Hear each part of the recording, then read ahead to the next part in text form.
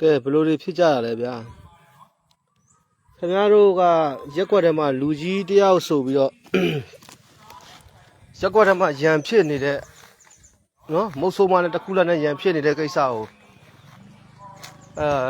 ုဟိုလူကြီးလောက်တဲ့လူကမရှင်းပေးတဲ့အပြင်ကိုလက်ခုပ်လက်ဝါးတီးတဲ့ပုံစံမျိုးတော့ဖြစ်နေပြီလို့ကျွန်တော်တို့ကယူဆတယ်အခုတော့နော်ပလဲမှာ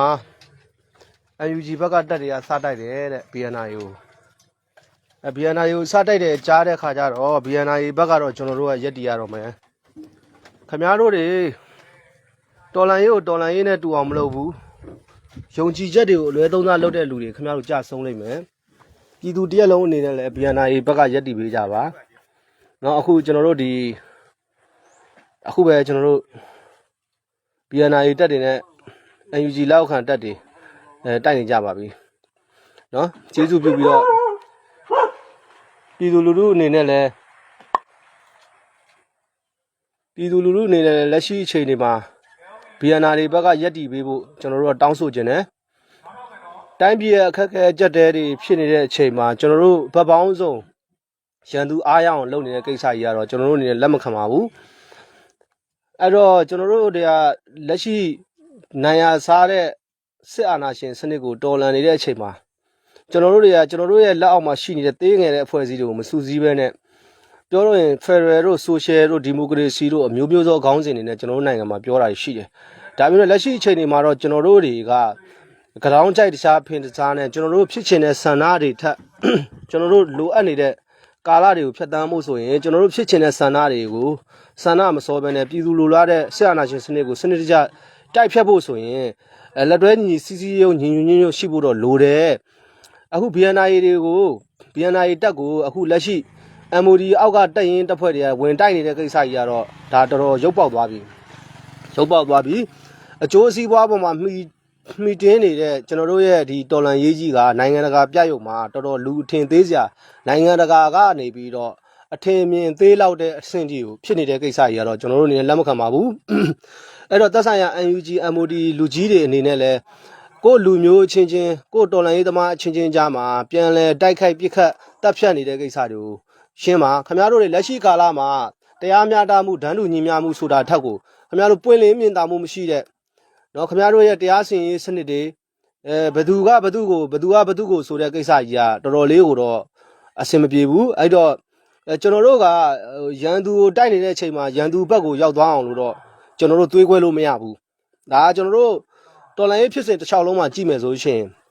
တွေးခွဲဝါတဲ့လူတွေအကုန်လုံးကရန်သူဘက်ကိုရောက်သွားတဲ့လူတွေအကုန်လုံးကစူးစီးဖို့ကဆယ်စုနှစ်တစုကြောင်တော်တော်ခက်ခဲတယ်အခုတော့ BNI နဲ့ MOD အောက်ကတက်ရင်တွေတိုက်တဲ့ကိစ္စကြီးကတော့ကျွန်တော်အနေနဲ့ကန့်ကွက်ပါတယ်တကယ်လို့မတရားမှုကိုတွန်းလှန်နေတဲ့ BNI တပ်ဖွဲ့တွေကိုပြည်သူတွေအနေနဲ့လည်းဝိုင်းရံပေးပါကြလို့ပြောပါတယ်ပြောချင်ပါတယ်အခုပလဲမှာ MOD တပ်တွေကအလင်းငိုင်းဝင်တိုက်တဲ့ကိစ္စနဲ့ပတ်သက်ပြီးတော့ BNI နဲ့နော်ဗမာမျိုးသားတော်လှန်ရေးတပ်ဖွဲ့နဲ့ကျွန်တော်တို့ MOD အောက်ကတက်ရင်တပ်ဖွဲ့တွေတိုက်နေကြပါပြီအဲ့တော့အားလုံးပဲပြည်သူတွေလည်းသတင်းကိုနားထောင်ကြပါအခု MOD အောက်ကတိုက်လို့နော်မနေ့ကကြေညာချက်နဲ့ပတ်သက်ပြီးတော့ MOD အောက်ကတက်ရင်တပ်ဖွဲ့တွေ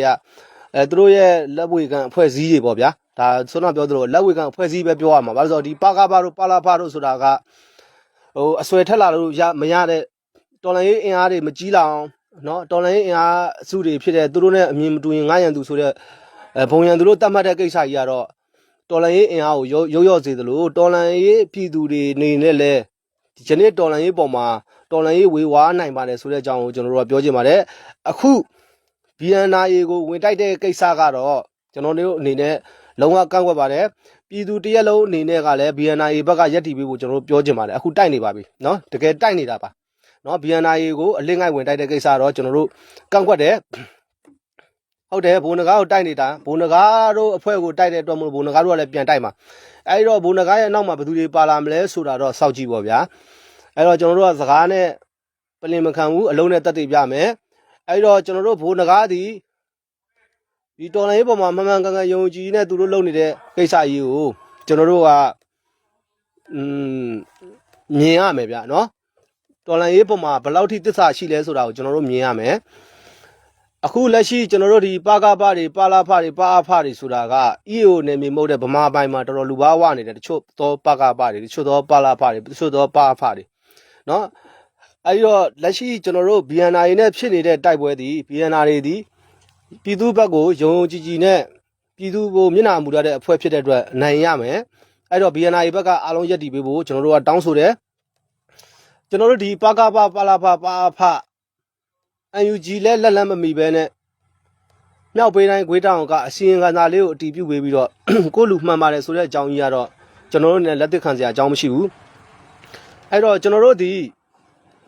ီပြည်သူလူထုအနေနဲ့လည်းဒီတော်လှန်ရေးပေါ်မှာမှန်တယ်မှားတယ်ကောင်းတယ်ဆိုတာအထက်ကို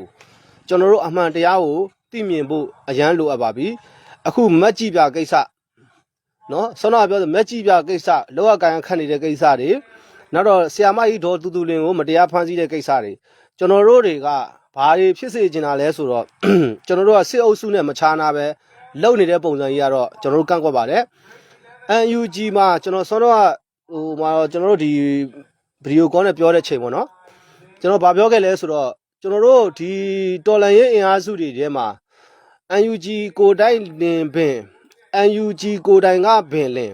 ကျွန်တော်တို့ရဲ့ဒီတော်လန်ရေးကိုတချို့သော UNG မှာရှိနေတဲ့လူတွေကဖျက်ဆီးနေလားလို့ကျွန်တော်တို့နဲ့ယုံမှားတန်တရားရှိနေပါပြီအဲ့တော့ဗာလဲဆိုတော့ကျွန်တော်တို့ UNG မှာစီရေးနဲ့မသက်ဆိုင်တဲ့သမရယုံပြောခွင့်ဆိုခွင့်ရှိသူနေဖုံးလက်တို့နောက်တော့ကျမ်းမာရေးနဲ့ပညာရေးဝန်ကြီးဌာနကဒေါက်တာဇော်ဝေဆိုးတို့စစ်အကြောင်းတွေထွက်ပြောနေတဲ့ကိစ္စကြီးကတော့ဒါကတော့အမတန်မှရုပ်ပေါက်လုံးပါတယ်တကယ်တော့ဆိုစစ်ရေးချုပ်ရဲ့နော်စစ်ကော်မရှင်အောက်ကရှိနေတဲ့ဟိုဒါစစ်ရေးတာဝန်ခံတွေတက်ဆိုင်ရာဟိုဒါဒီ UNG ဝင်ကြီးဥယျာဉ်မွန်ပါဗျာဥယျာဉ်မွန်တော်၎င်းတက်ဆိုင်ရာတာဝန်ရှိတဲ့စစ်ဒေသမူးတွေတော်၎င်းထွက်ပြောရမယ့်ကိစ္စမှာတိုက်ပွဲတွေတိုင်းကိုကြုံတဲ့လူကနေပြီးတော့အင်တာဗျူးနေတဲ့ကိစ္စတွေတော့မီဒီယာတွေနဲ့လည်းပတ်သက်ပြီးတော့ကျွန်တော်တို့ကပြောချင်တယ်မီဒီယာတွေဒီလည်းပွင့်လင်းမြင်သာစွာနဲ့တစ်ဖက်ဆောင်နေမဟုတ်ဘဲနဲ့ပြည်သူပေါ်ရက်တည်တဲ့တော်လန်ရေးပေါ်မှာမှန်မှန်ကန်ကန်ရက်တည်တဲ့သတင်းမီဒီယာတွေဖြစ်စေချင်ပါတယ်အဲ့တော့ကျွန်တော်တို့ကလက်ရှိလက်ချက်တက်မစ်ပေါ့ဗျာခင်ဗျားတို့ဗမာအင်အားစုလက်ချက်တက်မစ်ရတာတဲ့ဆိုတော့2020ရွေးကောက်ပွဲရလက်ကြီးကိုစောက်ကြောင်းပြပြီးတော့ခင်ဗျားတို့ဒီ2008ဖွဲ့စည်းပုံအခြေခံဥပဒေမူကြီးကိုကင်ပြီးတော့ခင်ဗျားတို့ကအနိုင်ရလွတ်တော်ကိုယ်စားလှယ်တို့ဆွဆွဲပြောဆိုနေတဲ့ကိုအထင်ကြီးတွေးနှထင်ရောက်နေတဲ့လူတွေကိုပြောချင်တယ်အဲ့တော့လက်ချက်တက်မစ်ကိုမင်းအွန်လိုင်းကလည်းယူနေပြီခင်ဗျားတို့ကိုယ်တိုင်ကလည်းသက်ဆိုင်ရာတိုင်းရင်းသားတွေနဲ့ပူးပေါင်းဆောင်ရွက်မှုလည်းမရှိတိုင်းရင်းသားတွေနဲ့အားနည်းချက်တွေအများကြီးတွေနဲ့ခင်ဗျားတို့ကရှိနေတဲ့ပုံမှာပြက်သားမဆောင်ရွက်နိုင်တဲ့အပေါ်မှာကျွန်တော်တို့ကတော့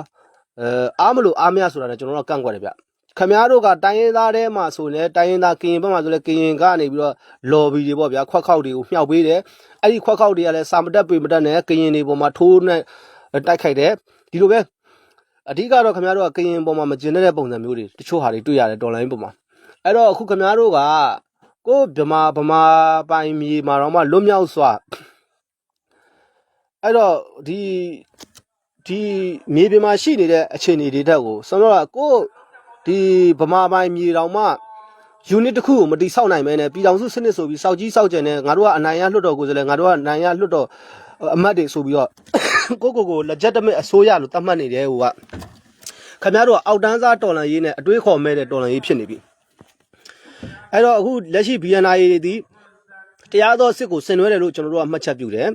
BNI ဒီရန်သူနဲ့အတူเนาะခင်ဗျားတို့ကဟိုရန်သူနဲ့အတူခင်ဗျားတို့ကဟိုရက်တီအောင်လို့ BNI ကိုတွန်းပို့နေတာ BNI ဒီပြည်သူဘက်ကိုရက်တီတဲ့အဖွဲ့အစည်းဖြစ်တဲ့အတွက်ဘရောမှလည်းရန်သူနဲ့ပေါင်းမယ်လို့တော့ကျွန်တော်တို့ကမယုံကြည်ဘူးယုံလည်းမယုံဘူး BNI ဒီပြည်သူဘက်ကိုမရက်တီပြီးပြည်သူလူထုနဲ့အတူဟိုအောင်ပွဲရတဲ့အထိတိုက်မဲ့တိုက်ပွဲဆိုတဲ့ပုံပေါ်နေတဲ့အဖွဲ့အစည်းလို့ကျွန်တော်တို့မှတ်ယူတယ်အဲ့တော့လက်ရှိကျွန်တော်တို့ဒီတော်လန်ရေးအင်အားစုထဲမှာအားကောင်းနေတဲ့ပြည်သူလူထုအညာဒေသကမျှော်လင့်နေတဲ့ဗမာယူနစ်အတွက်ကိုတိုက်ပေးနေတဲ့ဆွမ်းနာပြောသလို BNI အဖွဲ့ဇီးတစ်ခုကိုဒီလိုမျိုးကြီးခမားတို့တွေတစ်ဖက်ဆောင်းနေကြီးနဲ့လောက်တာကြီးကတော့တိတ်အဆင်မပြေဘူး BNI အနောက်မှာ EAO တွေရှိပါတယ် BNI ဒီအမှန်တရားကိုလုံနေတဲ့ဖော်ဆောင်နေတဲ့အဖွဲ့အစည်းဖြစ်နေတယ် BNI ရဲ့အမှန်တရားကိုဖော်ဆောင်နေတာလှုပ်ဆောင်နေတာဖြစ်တယ် BNI ဒီအမှန်တရားကိုလုံနေတဲ့အဖွဲ့မဟုတ်ဘူးအမှန်တရားကိုလုံနေတယ်ဆိုတာကလှုပ်ယူပြီးတော့လူရုပ်တွေစုပြီးတော့လှုပ်ယူတဲ့ကိစ္စအဲ့တော့ကျွန်တော်တို့ BNI ကိုတက်ဆိုင်ရာ EAO တွေနဲ့တက်ဆိုင်ရာဒေသမှာရှိတဲ့ local တွေကလည်းဝိုင်းရံပေးပါစစ်ရေးရာကျွန်တော်တို့ဒီမတရားဖိနှိပ်ချုပ်ချယ်တဲ့စစ်အာဏာရှင်နဲ့အတူကိုအာဏာရအစိုးရလို့သတ်မှတ်ထားတဲ့အာဏာယူတွေကိုပင်လင်းနေပြင်ပေါ်ကနေအပြီးပိုင်တိုက်ထုတ်နိုင်ကြပါစေလို့ကျွန်တော်အနေနဲ့မှတ်ချက်ပြုပါတယ် အဲ့တော့အခုနော်ဒီမနက်ခင်းမှာနေဝင်ပစ်တယ်တဲ့ဝင်ပစ်ပြီဆိုတော့ BNI ကလည်းသူကကြေညာချက်နဲ့အတူသူကစတိုက်မယ်လို့ပြောထားပေမဲ့လည်း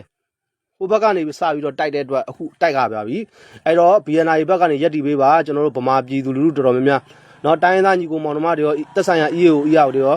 ကျွန်တော်တို့အနေနဲ့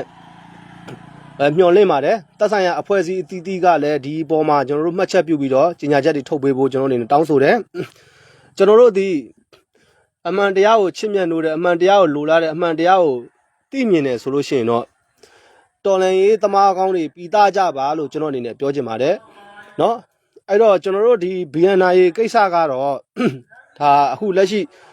hot issue ဖြစ်သွားတဲ့ကိစ္စဖြစ်တယ်အဲ့တော့ကျွန်တော်တို့ပြည်တွင်းရေးကိစ္စတွေနဲ့အတူနောက်ကျွန်တော် live တွေမှာနိုင်ငံရေးသုံးသက်ချက်တွေကျွန်တော်လာပါမယ်စီရေးသုံးသက်ချက်တွေလာပါမယ်အခုတော့ BNI ကိုကျွန်တော်တို့ဝိုင်းရံပြီးတော့ရက်တီပေးဆောင်ရွက်ပေးကြပါလို့ကျွန်တော်အနေနဲ့မြစ်တာရက်ခံတယ်ကျွန်တော်တို့ကမ္ဘာနိုင်ငံရေးရှုပ်ထွေးနေတဲ့အချိန်မှာမြန်မာနိုင်ငံရေးလည်းရှုပ်ထွေးလာပြီအဲ့တော့အဖြူနဲ့အမဲစိတ်နဲ့သူနော်ဖားနဲ့ငါးနဲ့တော်လန်ရဲ့ကွဲလာပြီကျွန်တော်တို့ဒီဘုံရန်သူရဲ့ခြေရာကိုလိုက်တိုင်းနေတဲ့ဘုံရန်သူရဲ့စစ်အာဏာရှင်ရဲ့လှုပ်ထုံးလှုပ်နည်းတွေကိုကိုးကွယ်နေတဲ့မြည်သည့်လက်နက်ကင်အဖွဲ့အစည်းမဆိုမြည်သည့်လူအဖွဲ့အစည်းမဆိုကျွန်တော်တို့ကပြည်သူလူထုနဲ့တသားတည်းရက်တည်ပြီးတော့အတိအမြင်အမှန်တွေကိုမြင်နိုင်တွေ့နိုင်ပြီးတော့ပြပြီးတော့ကျွန်တော်တို့ကထောက်ပြဝေဖန်ပြီးတော့ကျွန်တော်တို့တွန်းလှန်ကြပါလို့ကျွန်တော်အနေနဲ့တိုက်တွန်းပါတယ်တော့တရားသောစစ်မှာ BNI အောင်ရမယ် BNI ရဲ့ရဲဘော်တွေလည်းတရားသောစစ်ကိုဆင်နွှဲနေတဲ့အတွက်နော် BNI ဒီအောင်ပွဲနဲ့အတူပြန်လာမယ်လို့ကျွန်တော်ယုံကြည်တယ်အဲ့တော့ခင်ဗျားတို့တပ်ဆိုင်ရာလူကြီးတွေကိုကျွန်တော်မေးချင်တယ်ခင်ဗျားတို့ဒီစစ်ပွဲကိုရပ်ပေးမှလားညှိနှိုင်းဆောင်ရွက်မှလားဆိုတာကျွန်တော်ပြောချင်တယ်ခင်ဗျားတို့စစ်မတိုက်ဘူးဆိုလို့ရှိရင်လည်းဒီတော်လန်ရေးတွေကတရားဝင်နှုတ်ထွက်ကြပါတပ်ဆိုင်ရာအဖွဲ့အစည်းအသီးသီးဟာတကယ်လို့ဒီတော်လန်ရေးမှာစစ်မတိုက်ဘူးဆိုရင်ယုံကြည်မှုမရှိဘူးဆိုရင်ခင်ဗျားတို့ပြတ်သားရက်တီပါတော်လန်ရေးမှာပြည်သူလူထုဝေဝါအောင်စစ်အာဏာရှင်သဘောကျအောင်ခင်ဗျားတို့မလုပ်ပါနဲ့ကျေးဇူးပြီးတော့ကျွန်တော်တောင်းပန်ပါနဲ့အဲ့တော့ကျွန်တော်တို့လက်ရှိဒီဖြစ်နေတဲ့စစ်အာဏာရှင်ဝမ်းတောင်စစ်အုပ်စုတွေအားရအောင်ခင်ဗျားတို့တွေဒါတက်ပုံဖော်နေကြတာလားဆိုတာကိုကျွန်တော်တို့ယုံမှားတန်တရားဖြစ်မိပါတယ်ပြည်သူတွေကလည်း BNI ကိုဝိုင်းရံပေးကြပါလို့ကျွန်တော်အနေနဲ့တောင်းဆိုပါတယ်เนาะကျွန်တော်နိုင်အောင်ပါအားလုံးကိုကျေးဇူးတင်ပါတယ်